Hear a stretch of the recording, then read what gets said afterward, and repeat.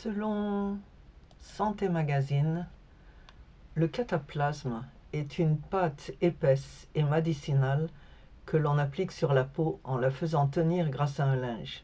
Son rôle est de servir de support aux substances qui seront déposées à la surface lors de l'application. La peau étant perméable, les principes actifs qu'il contient vont en effet pénétrer dans la peau. On peut l'utiliser froid ou chaud et les différentes substances sont mélangées à de la farine de lin pour obtenir une bonne consistance. Ce remède a une action rubéfiante. Il entraîne une congestion passagère qui produit une rougeur de la peau par dilatation des petits vaisseaux sanguins pour que la pénétration soit parfaite. Et je me souviens que quand nous étions petits, ma mère utilisait des cataplasmes pour nous aider à résister au rhume et bronchite et autres problèmes liés à la respiration. Et ces cataplasmes étaient à base de moutarde. Et on les mettait sur la poitrine, sous nos sous-vêtements, et on les collait pour que ça tienne bien avec un tissu. J'ai oublié exactement, mais je me souviens de l'effet que ça produisait. C'était très très chaud et c'était très très utile, si pas agréable. Mais en tout cas, et on fermait tout ça avec du papier journal. Donc on avait un papier journal épais sur la poitrine, sur le cataplasme.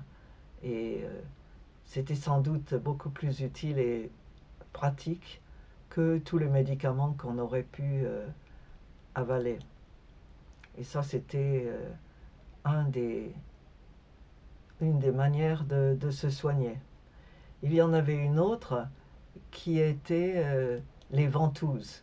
Nous, j'ai pas de souvenir qu'on ait utilisé ça. Par contre, je me souviens que ma mère avait utilisé ce système pour se soigner.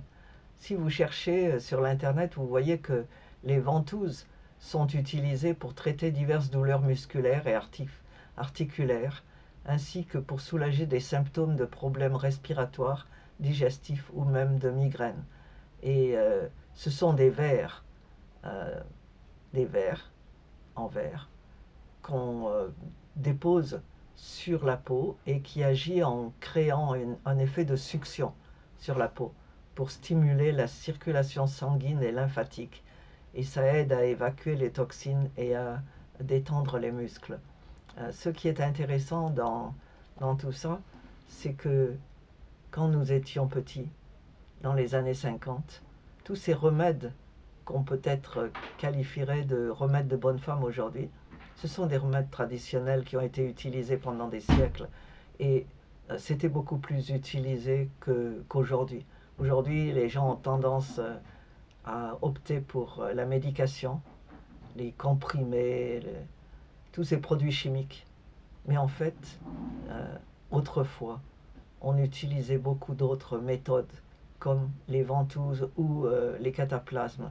On utilisait également les herbes, et je connais une famille qui les utilise encore en Haute-Loire. Il y a certaines herbes pour bien dormir, il y a d'autres herbes pour soigner les maux de gorge ou différentes. Chaque herbe a son utilisation. Et si vous cherchez dans les herboristeries ou en ligne concernant la médecine traditionnelle, vous en trouverez sans doute bien d'autres. En tout cas, ces médecines-là étaient beaucoup plus utiles, à mon avis. Et j'ai retrouvé le même système de médecine traditionnelle au Nigeria, où les gens buvaient des concoctions à base d'herbes pour se soigner.